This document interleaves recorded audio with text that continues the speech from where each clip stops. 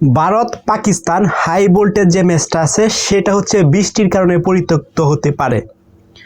So এই যে ভারত এবং পাকিস্তান নানান জল্পনা কল্পনার পরে অবশেষে ম্যাচটা আয়োজন হতে চলছে শ্রীলঙ্কাতে। এখন শ্রীলঙ্কার আবহাওয়া দপ্তর জানিয়েছে যে আগামীকাল সন্ধ্যা 7টা থেকে 7:30টার দিকে বৃষ্টি আসতে পারে। যদি এরকম বৃষ্টি আসে তাহলে হচ্ছে ভারত এবং পাকিস্তানের যে ম্যাচটা হওয়ার কথা ছিল সেটা পরিত্যক্ত হবে।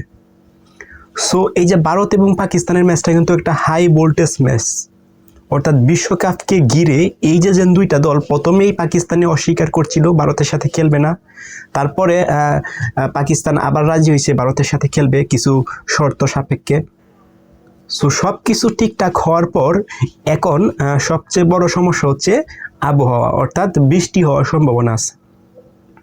এখন যদি বৃষ্টি আসে তাহলে ভারত পাকিস্তান ম্যাচটা হবে না, এবং এই ভারত পাকিস্তান ম্যাচটাকে ঘিরে প্রচুর পরিমাণ ক্রিকেট অলরেডি বিক্রি হয়ে গেছে, এবং যারা ক্রিকেট প্রেমী আছে তারা কিন্তু সবারই নজর কিন্তু এখন ভারত পাকিস্তানের ম্যাচটার দিকে, অর্থাৎ কখন ভারত পাকিস্তানের এই যে হাই ভোল্টেজ একটা ম্যাচ, এই ম্যাচটা কখন অনুষ্ঠিত হবে, কখন দেখবে।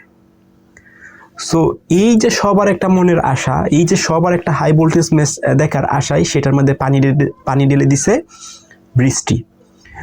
সো শ্রীলঙ্কার যে স্থানীয় আবহাওয়া দপ্তর আছে সেখানে জানিয়েছে, অর্থাৎ আগামীকাল সন্ধ্যা 6:30 থেকে 7:30 বা 7:30টার দিকে বৃষ্টি হওয়ার সম্ভাবনা আছে, এবং এই বৃষ্টি হওয়ার সম্ভাবনাটা কতটুকু ওরা ওইটাও আইডেন্টিফাই করে দিচ্ছে, অর্থাৎ 50 থেকে 70% বা 70% পর্যন্ত সম্ভাবনা আছে বৃষ্টির।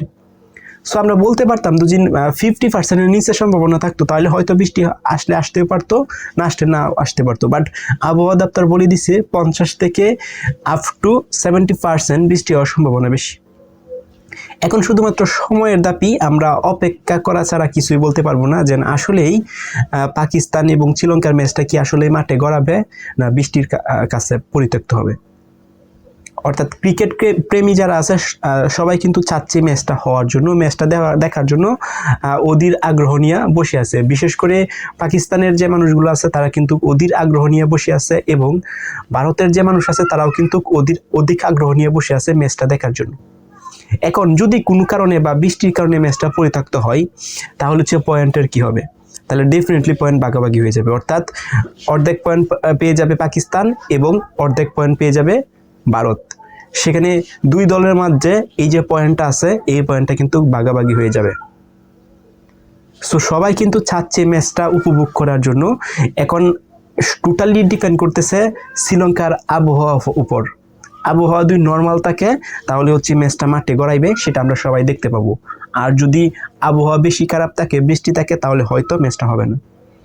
ইভেন খেলা শুরু হওয়ার পর যদি বৃষ্টি নামে হয়তো কতক্ষণ অপেক্ষা করবে বৃষ্টি থামার জন্য, সেটা হতে পারে 1 ঘন্টা, 1.5 ঘন্টা, সর্বোচ্চ 2 ঘন্টা।